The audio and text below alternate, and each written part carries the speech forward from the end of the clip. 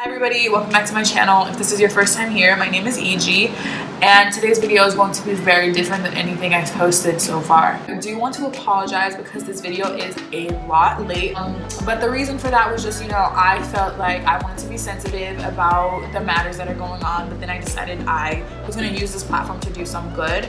I do want to say that the footage for this video is 1 hour and 30 minutes, and so that was a lot of editing. Anyway, whenever this video goes up, just know that there's a lot of extenuating reasons as to why it was late. My point with this video was to offer some insight into a different perspective, a perspective that wasn't the African American perspective, and also just offer some insight for anybody who isn't Black. Maybe this will help you understand why this movement is so important, and even if you are Black, I'm just hoping that this in general will help you understand why this movement is important. Most of the girls in this video are foreigners who are just here to get a diploma, and so our perspective is pretty different because we did leave our home country to be here, and now we are faced with these issues. This video is really just a conversation between 5 Black women. It gathers our thoughts, our opinions, and our perspective on what's going on. I personally think that conversations, just starting conversations, can be so life-changing, and so I'm hoping that with this video you guys will maybe start a conversation with your brother, your sister, or your parents, your neighbor, anybody really, and then hopefully this will urge you to take action to just change your life really. I think I should warn you that today's video is very, very choppy, and I think that's just what happens when you have a conversation, when you get passionate about conversation. But I think the message behind this video is still extremely important, and I encourage you to watch the entirety of it. Without further ado, let's just jump into the video.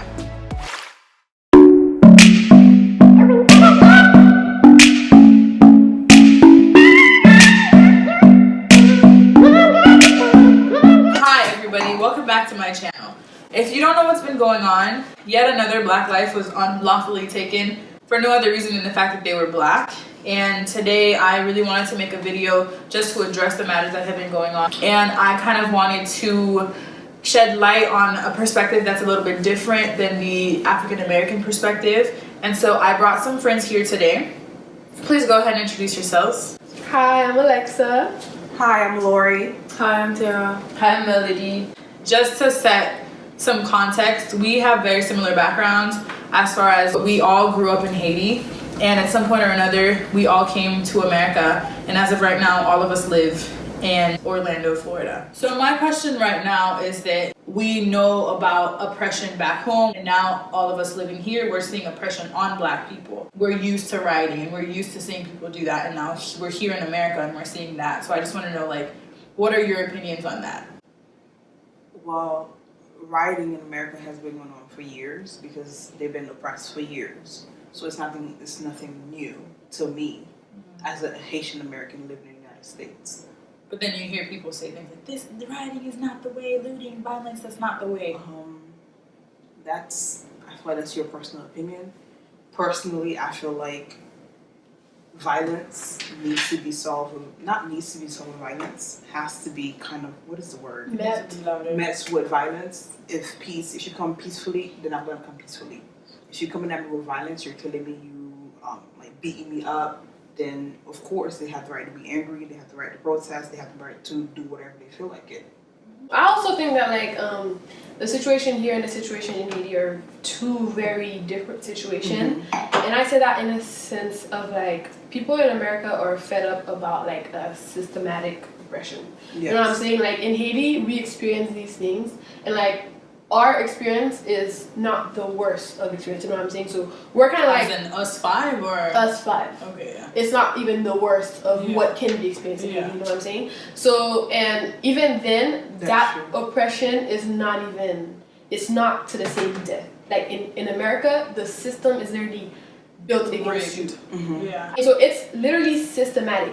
In Haiti, that does go on, but not the system in Haiti does not have the power that it does here. I mean, so you don't feel like it's systematic in Haiti? It's not to the same. I feel like it's history. Yeah, it's history, it's prejudice, it's colorism, but it's corruption. Yeah, it's corruption. But it's definitely embedded in the system. It's embedded in the system because people are trying to benefit themselves. And they're making sure themselves as an individual, them and their family, they prosper. Selfish. It's selfish. But here, there are literally people meeting saying, how can we make people who look like us Rise. Yeah, Rise. I wish I knew the name of that interview. This white man is having this interview with these two other black men talking about he's scared of becoming a minority in America. He wants to assure that white people he's a white supremacist, and he believes that is the right way for America to be, is for white people to be on top, because in their opinion, in their view, they came and they colonized it, and it's their land, Swaziland, and it's not really something that they're willing to share that much. And when you have African Americans who are coming to work and minorities who are coming to this country to work, to make a life for themselves, to them they're seeing it as they're taking my people's jobs, or they shouldn't come here at all, they should leave. It's a mindset, if that makes sense. It's terrible, it's a disease or whatever, but it's a mindset, it's a state of mind, it's what they've been, it's the system that they grew up on, it's what they know. It's what they've been taught. Exactly, it's what they've been taught, it's what they're teaching their kids to use their white privilege to their advantage. So that they can get on top, or so that they can so that they can live their lives the way they want and do whatever they want and get away with whatever they want. Here in America, the system is definitely set up to benefit the white man, for sure. It was written for the white man. It was built that way, and those are the people who are in power, the man who wrote the Constitution had slaves outside his window. I think it's based on, history and slave. Yeah. They kept the same mindset. Exactly. Those mentalities are being passed on generationally, even though segregation isn't a thing anymore. It's a mindset. Segregation may not be a thing anymore, but those people that were there at the time that believed in segregation, those are the people that then raised, they raised their children, who are now raising their children. And even though it's being shown in a different way, that it's still those same values that are dominant now. It's just that there's cameras now and humanity and whatever. And it wasn't that long ago. I feel like there's modern segregation, when you look at different communities, when you go to a white neighborhood, you see what they have. They have gardens, they have Whole Foods, Trader Joe's, things you don't see in a black neighborhood. They don't invest in that neighborhood. If I'm in the hood or whatever, or predominantly full of minorities, you don't find certain things. You have to go across to the white neighborhood to find these things, and I feel like that's honestly modern segregation. They just don't talk about it, but whatever. It's just not in the law anymore. Right. I want to know, you guys, because the conversation that what I really want to expose here with this video is us as Haitians being here in America, because obviously we see the oppression. Obviously there's riots right now going on because of oppression, and as people like us who are here, we left home and we're here, and as of right now, most of us are here temporarily. We're not sure, but as of right now, we're here temporarily. And you see these things that are happening in the news and whatever, and it's how does that make you feel as someone who, one, what's going on back home, there's that back home, and then you're in the middle of it here, where it's being here is kind of you kind of fear for your safety. As a Haitian American, I feel one, Haitians in Haiti needs to be more vocal about what's going on in Haiti, as to how when you see some issues in the United States, honestly the black Americans are very vocal about it. This is what's going on. We need to protest. We need to do this and we need to do that. And honestly, you have to be realistic. If I'm in the U.S. and this is my reality, I'm going to school here, I'm working here, I have a life here. I have to focus on what's in front of me. Yes, what's going on, the oppression in Haiti is bad too, but if I'm aware of it, that's great. If I'm being aware of what's going on, I feel that's enough for me, but I still have to focus on what's in front of me, which is the oppression that's going on in the United States. What can I do for Haiti right now? And on top of my head, I can't think of anything. All I can do is literally share the message and hope somebody with money or whatever can do something about that. If I'm in the US, I can sign petitions, like we said. I can sign this, I could do this, I could do that. I could protest, I can be active in the communities, I can bring awareness to certain things I can't, you know what I'm saying? So let's bring the conversation there, because I think all of us want to have that conversation about how we've seen on Haitian Twitter how Haitians are upset about other Haitians on Twitter talking about Black Lives Matter and whatnot, when obviously there's a situation going on in Haiti, and it seems that most Haitians are being quiet about that. Or being quiet about what's happening in Haiti. In Haiti, and being so loud about what's happening like, here. I feel like as an immigrant, you know, who moved to the state to get a degree, I felt like I was in a position where I was in, you know, a conflicted status. Like, I didn't know which side to choose, but then I was like, I'm black. I'm a black Haitian, but I'm black, so there's no problem with me, you know, getting involved with the Black Lives Matter. Yeah. I think the Haitians in Haiti would like to see more Haitian Americans here do more for Haiti, be more active in what's going on, like in the news media outlet in Haiti, like what's going on with the people. But like I said, that's more of a Haitians to be more vocal, like, hey, this is what's happening. You guys should pay attention to this, rather than you just like, you know, like, hey, we understand Black Lives Matter is important. What's going on in Haiti is important too. We never said it wasn't important. You know what I'm saying? But It's just Twitter just isn't the platform for that. In my opinion, Twitter isn't the place for you to talk about. Obviously, if you're going to educate some people, sure, Twitter is a great place to start. But the way that movements on Twitter matter here isn't the way that they matter over there. It's important to also note that, like, even if, like, we're saying that, like, a hashtag is not going to do anything to change the matter, that does not mean that the conversation does not need to be had. You know what I'm saying? But in the end, like, kind of like what Laura said, there's so much more that can be done, in that, like, I can trust that will be done here than I would in Haiti. Like, if I wanted to and I start, like, okay, I'm going to donate to the cause in Haiti to kind of help rebuild with whatever was destroyed. If I decided to do that, I cannot trust that my money will be used the right way. That's how deep the corruption runs. That's just what's messed up. Like, that's the thing that we have to look at. In a sense, like, there's some stuff that are being called out with Haitian Twitter that I'm like, even if somebody spoke about it, that's not going to do anything. Like, you saying that, oh, they should talk about it, that's not going to do anything for the cause. Talk about what? Like, talk about the Matissa thing.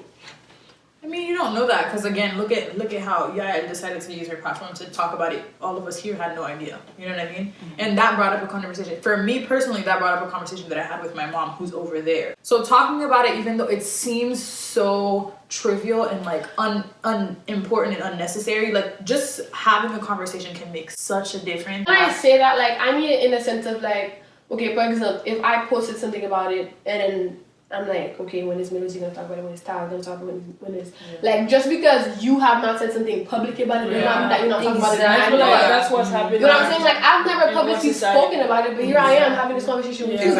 People are expecting like a public something public from everybody, but it's like, that's not what we mean. That's not everyone. You know what I'm saying? That's not what I think that's another thing that's like, I don't know how to say that in English, but pour à Haïti, dans le sens que there's never been anything started online for these things. You know how the platform that we use to reach the people, you know?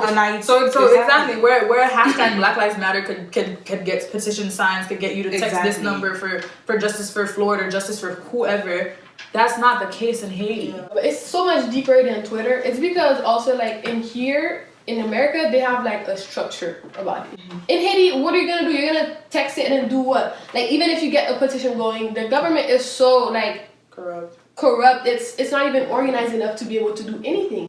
To make a valid change. Au moins ici, il y a un système, en Haïti, il n'y a même pas de système. The president of this country is running the country from Twitter. That's how much, that's how important and impactful that platform is to this country, to this nation, and, you know, like, to American media or whatever, you know, like, it's a place where the people can be vocal, like, it's a platform.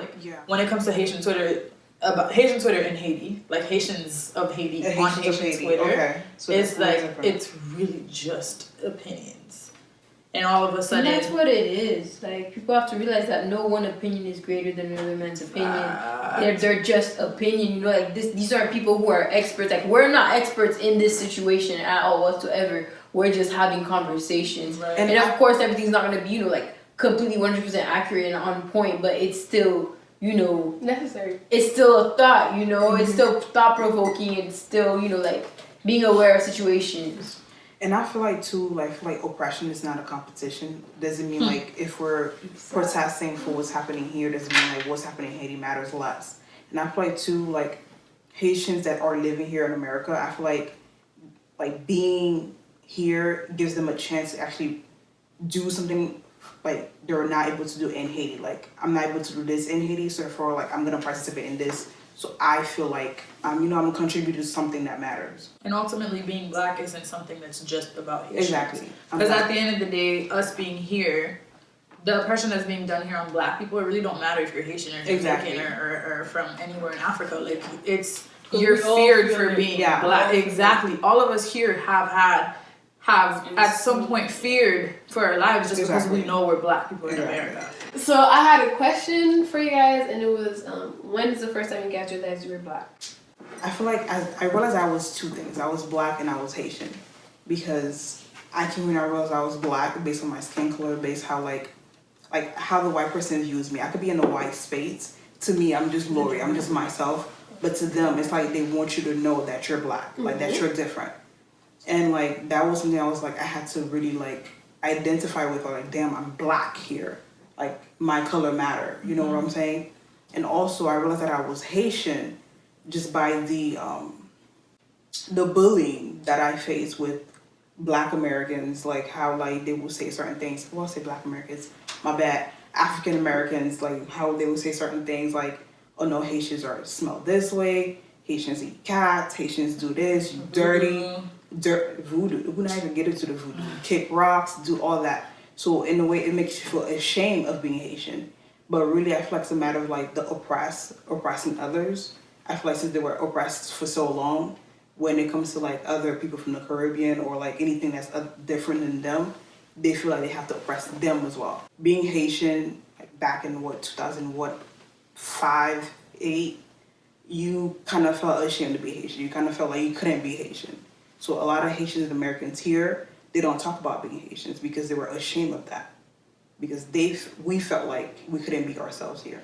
I had honestly a very different experience. I moved to Montreal in 2007, and being Haitian was extremely cool. The second I said I was Haitian, like everybody wanted to be my friend. And I guess that's because it's Montreal, and like the Haitian culture in Montreal is very, very, very dominant. Like being Haitian is very cool in Montreal.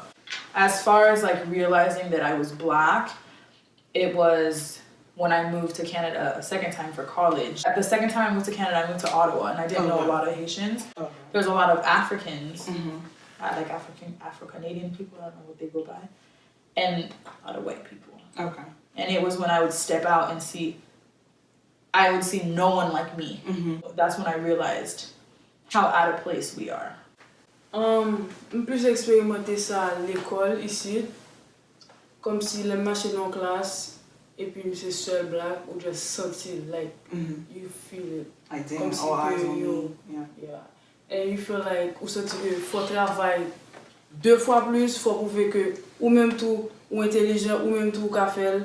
Donc moi-même toujours fait en sorte que l'aime non groupe de travail comme si moi senti que faut montrer que moi-même moi qu'a fait tout moi intelligent tout. Et me senti que faut me représenter nous peut-être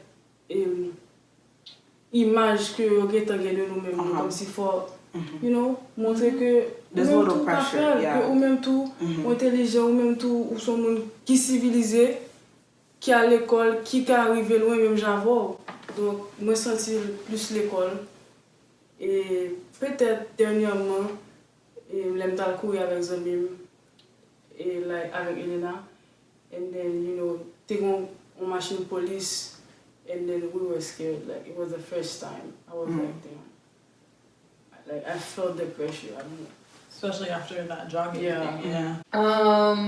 I kind of always knew that like I was black or light skin or whatever, but growing up in Haiti, it was just everybody around me was basically the same. Yeah. And it just it was a community. It wasn't really something that it was spoken about or like it's really not. Exactly. It was more not normalized, but it wasn't really something that you would speak about. And then it was when I moved out here for school, for college. Like, I don't know, like, I would just, it was more like a, like, approach thing. Like, people don't really approach you if you're, you know, like, a certain color or whatever.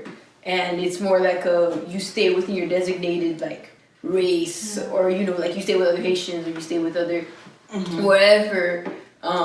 So that's how I felt. It's more of a, like, they're not really open to you, like, they won't approach you or whatever. For me, it was when I moved here to come to school after the earthquake.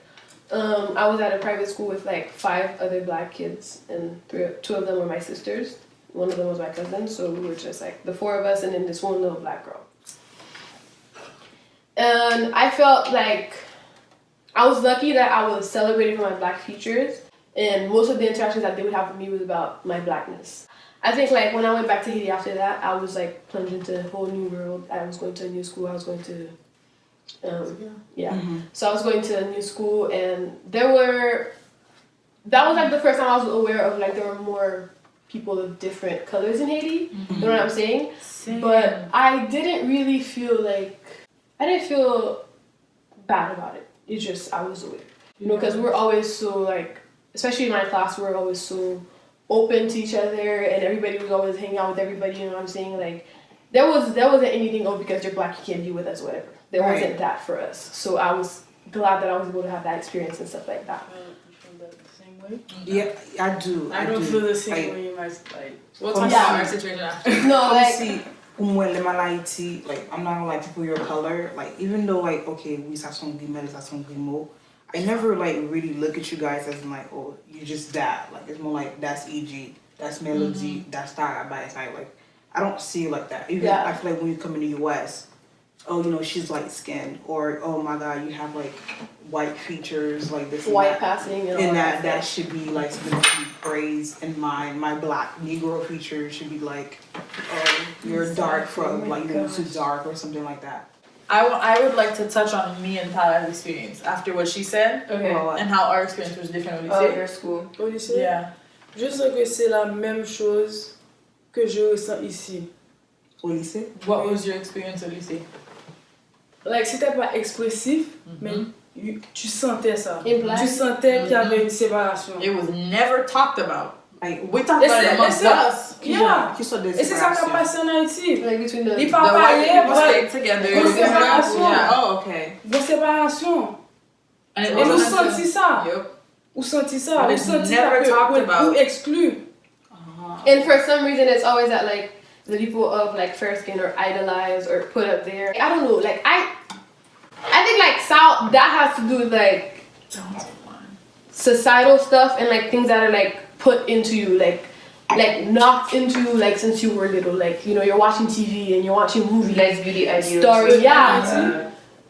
In the world, anywhere. So it's like c'est ça qu'a fait comme si que là en Haïti ou chita comme si ou pas aimer que cheveux graines ou que cheveux soient ou this then that, and then so then that's what it treat becomes. you a certain way too. You know? So it's like stuff like that, like You wanna write it down? that like make the separation even like bigger, and that is also what like will kind of like make some people feel like, okay, so then we put like the fair skinned people on this on top like I think that's within us, within our what's the word I'm looking for? Like the community that we grew up in. We grew up in conservative Haiti. We grew up in conservative Haiti, and we grew up in privileged Haiti. Now this is scary because hold on, because she said you feel traditional exclude. And the reason that we felt that was because we had the chance that we went to lycée français of schools, you know what I mean? And it was like, we all know who goes to lycée français is people with means. And so, they're a minority in Haiti. It's because we're a minority in a minority, qui fait que you felt excluded. Because ultimately, black people in Haiti are the majority. Because of colorism in Haiti, and also because of the society that we live in, us as technically the majority felt excluded. You get what I'm saying? That's what I'm saying, and it's like we're trying to get into like you want to get into their club. Right, It's so like even in a position of privilege, there's still gonna be division because in the end somebody has to feel better about themselves, and if that's at the cost of making you feel, you know, like oppressed or making you feel lesser, then it's whatever. It's not their concern, you know. And I feel like too, like because you guys went to a school with a lot of kids too, like our experience is very different because we went to scale and our classes were literally like 25 kids max, you know, and everybody, it was kind of like a little family, and it being a Christian school, and you know, that's a whole separate thing. But yeah, donc that's why I feel too, like that plays a big role, you know, like the environment that you're in, and the fact that you guys were, it was a bigger school and you had other people. And you know that I was always aware of that. Like I was always aware of that. I'm like, I always thought to myself like, okay, if I went to Union, if I went to DC, like I know that like things would be so different. You know, I didn't realize that people thought that way about, like, I know, but like I didn't realize it was at that level. I didn't think it was at Union level. No, I've never like it because I had my perspective of Union. I don't know if you put all of that in the thing. I mean the two chicks. Why? We're not naming anybody's name. No, even lesson for the Union South. That's the stigma. The stigma like, Union is that's the thing though. It's just the Kiskera. Second on Union. I was back on, but Union. So who goes to Union? It's predominantly them. Like. But là, je sais qu'en Haïti, question for you. I'm en sorry, Haïti, comparé à ici, c'est que séparation bon lien avec la sociale la plus.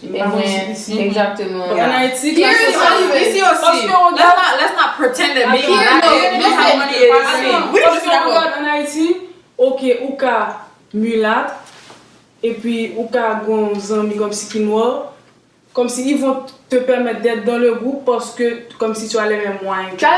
Le plus souvent c'est comme ça. Le plus souvent c'est comme ça. But here, voici la différence parce que sometimes here, even if you're black and you have means, you are still discriminated. Like today, what they arrested, was it the mayor or the senator of a state?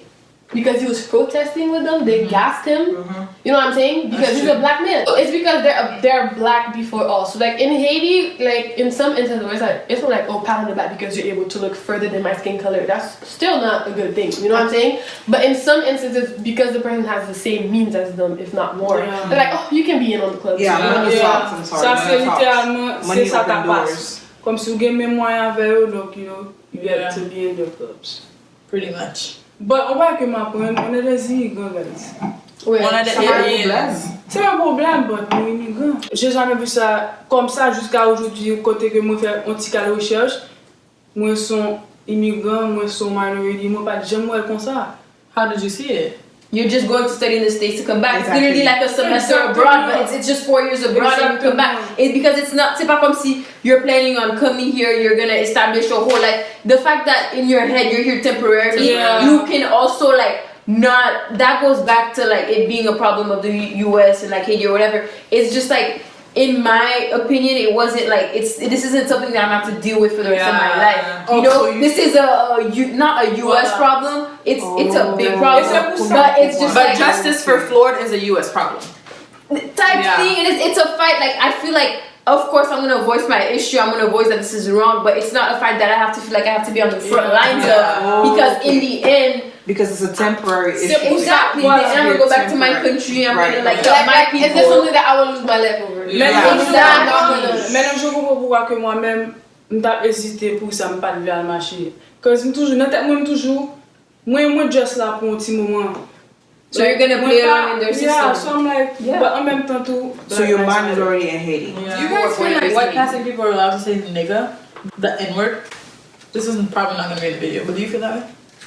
I think, yeah. So si ou black, I mean, I don't get featured. It depends on where you identify. It depends on where you were brought. Yeah, I think it depends on what you identify as and like how you use your privilege. Right. Yeah, like the white parent was like they grew up with the black parent and that is their experience. In that sense, you say nigga, like who am I to tell you no? But it's like if you are the white person who grew up with the white parent and that is your experience and you're over here saying nigga, like it's still your heritage. Like you need to be careful around that, you know what I'm saying? Because you're not just gonna walk through the road busting and be like nigga, you know what I'm saying? Because you're a white POC. What about the people who, there's definitely white passing privilege.